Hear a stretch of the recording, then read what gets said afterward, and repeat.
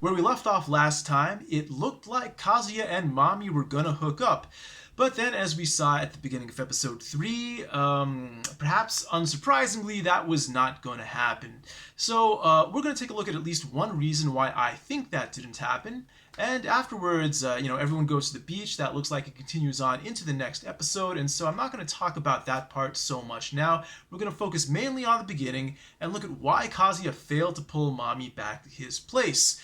I would submit that one of the main reasons this happened was because Kazuya has really weak frame. So what is frame in the first place? Now, frame is a very sort of abstract philosophical concept, and I really don't like philosophy, so the explanation might be a little bit painful at first, but afterwards we'll get into more practical applications of frame, and hopefully it'll make more sense to you then. So what is frame?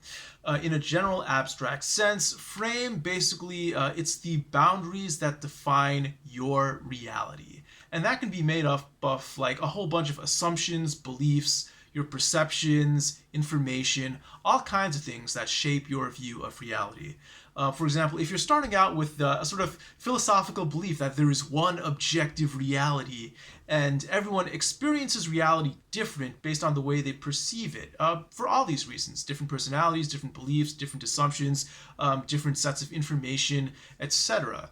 So, everyone sees things differently. For example, if you look at some of these classic optical illusions, like you have that one of the old woman or the young woman, depending on how you look at it. Another famous one, there's a duck or a bunny, depending on how you look at it. Or, do you see the glass of water as half empty or half full? Depending on the way you frame these various circumstances, you will understand them differently. That is what we call your frame in the most general sense of the term. Now, what does that mean in a more practical sense? How does this apply to dating, relationships, etc.? Well, two people are going to have, usually, two different frames, and this needs to be resolved somehow if you're going to successfully get together.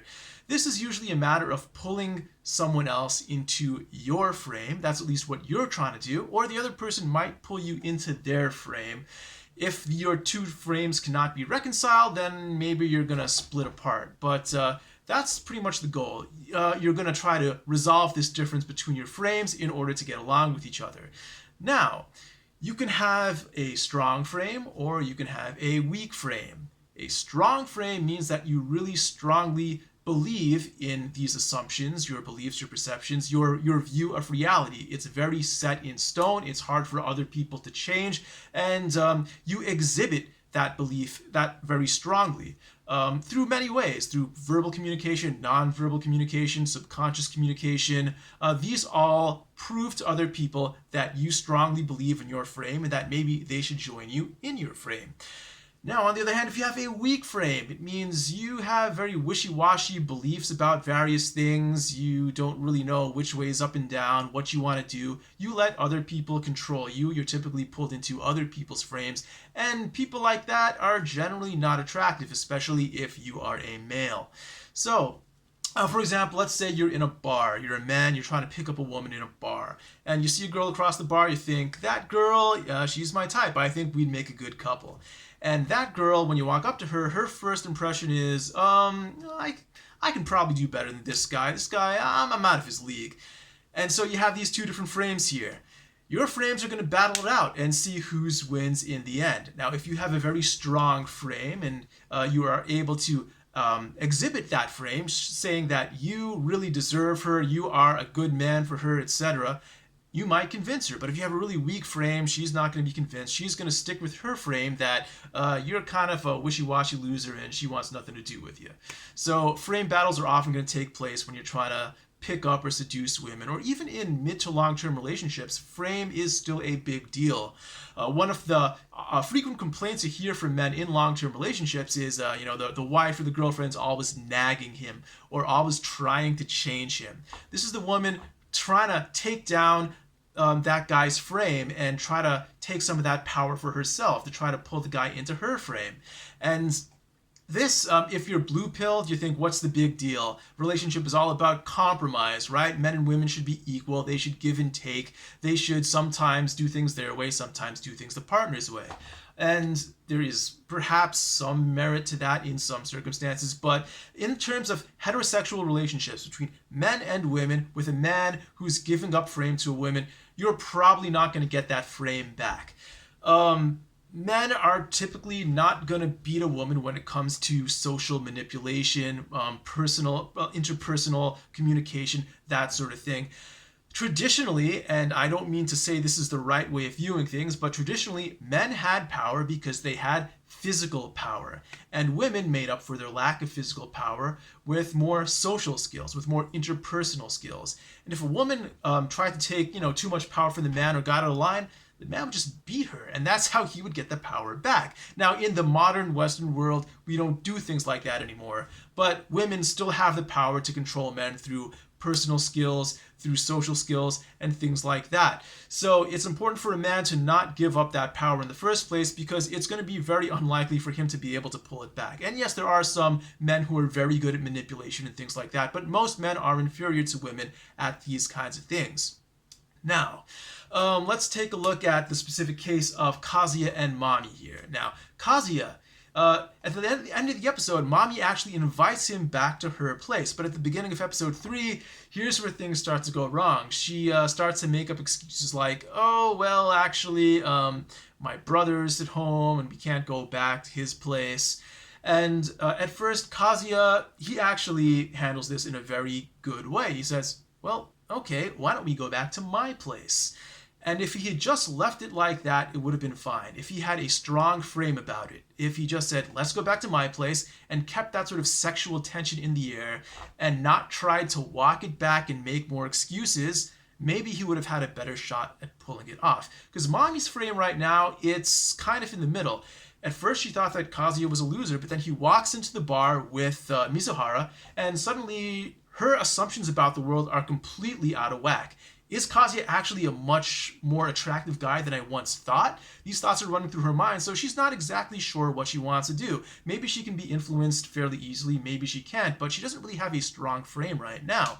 So Qazia, if he stuck with his attitude, let's go back to my place, you and I, we're a good couple, you go back to my place, I'm happy, you're happy, my place, we're all alone, everything's all right. Things are probably going to work out. But instead, he starts making excuses and starts walking it back. He starts saying things like, oh, well, I know that you probably have a boyfriend, and, I kind of told you that I have a girlfriend. I'm not actually going to tell you that she's not my girlfriend, but, I'm going to, well, if I'm inviting you back to my place, maybe you're assuming that I don't really care for her, and, I'm a virgin after all. You used to date me, and we broke up because you thought I was a loser. Maybe I'm a loser after all, blah, blah, blah, blah, blah. He expresses in many, many ways, both verbally, non-verbally, that he isn't really confident in his ability to bring her back. He's not really confident that she would want to go back with him. He has a really weak frame because of this. And when you have weak frame as a man, the woman starts to have doubts too, because she starts to think, well, if you have reasons to be uncomfortable here, maybe I should be uncomfortable too. And because of that, at least in part because of that, Mami decides, well, we're not going to go back to your place tonight, but maybe the door's open in the future, who knows. And another issue I want to talk about here is, I guess, tension. We are taught by civilized society that tension is a bad thing, and wherever possible, we should ease the tension, and that makes people feel comfortable, and that is a good thing. But in sexual situations, it's often the opposite. Oftentimes you want to build tension. You want to keep tension in the air, because it's through tension that you force people to make a decision and you actually make progress. So when that tension was in the air, when he said, hey, you want to come back to my place? There's a pause, there's tension.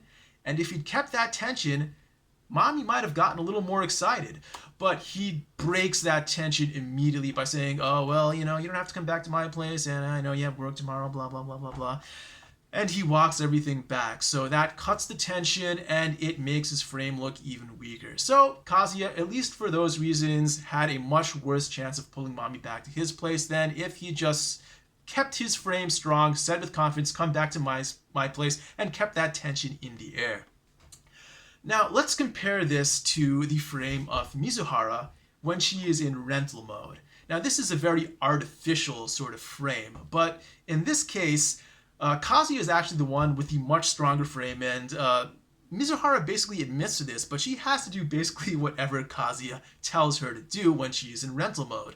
So, Qazia can basically make up what the entire universe is according to his own assumptions, his own guesses about what he can get away with, and Mizuhara has to follow along. So he can say, oh, I picked her up in Shibuya, and she lives by the beach, and she's been sick for several years, and things like that. And Mizuhara just kind of has to go along with it kind of timidly. She can't fight back. That's another kind of example of frame, although, once again, it is artificial. It doesn't represent who she really is. Once she is in her natural personality, her frame is actually much stronger, and she has turned down Qazia on several occasions. And this is one way that things in the sex industry can work out, but it can actually be the exact opposite. If you go to a hostess bar, you are often in that hostess's frame. And I often talk about hostesses, but there are host clubs in Japan too, right? Where women do all this stuff for men. So let's take that example for a second. Let's say you're a woman going to a host bar, and the host of the bar says, hey sweetie, why don't you buy me a nice drink? I know it's a bit expensive, but it'll make me really happy. And these girls are like, oh yeah, I'll buy you a drink, here. And they'll pay up, and they're completely going according to the host's pace, right? So when you have strong frame, you are often the one controlling the pace. You can set frame by location too. If you're going to somebody else's chosen location, you are being pulled into their frame as well. This exists in many ways. Frame has many different components. But yeah, when you control frame, you control the pace of things. You are the one who makes decisions, and you are more likely to see things go your way. To some extent, frame can be a sort of fake it till you make it kind of thing. You may not actually believe that you're a cock of the walk, but if you act like it in a convincing manner, then you can also be said to have strong frame. But the best way to have strong frame is to actually internalize it. And oftentimes, especially for guys, this has to come through experience, through lots of rejections and eventual success. And those successes build on top of each other. And as you get more experience with age, your frame becomes naturally much stronger, and finally, more and more women will become attracted to you. But when you're in a situation like Qazia, maybe you're an okay-looking guy, maybe you have a decent personality, but when you don't have experience on your side, it's easy to be dejected, it's easy to have a weak frame, and because of that, you're going to have some trouble connecting with women. So that's a lot about frame, and that's all I have to say for now. But in the next episode, we'll see probably more of the beach, and we'll talk about another topic. But if frame comes up again, I'm definitely going to want to talk about it again because it is a super important issue in intersexual dynamics.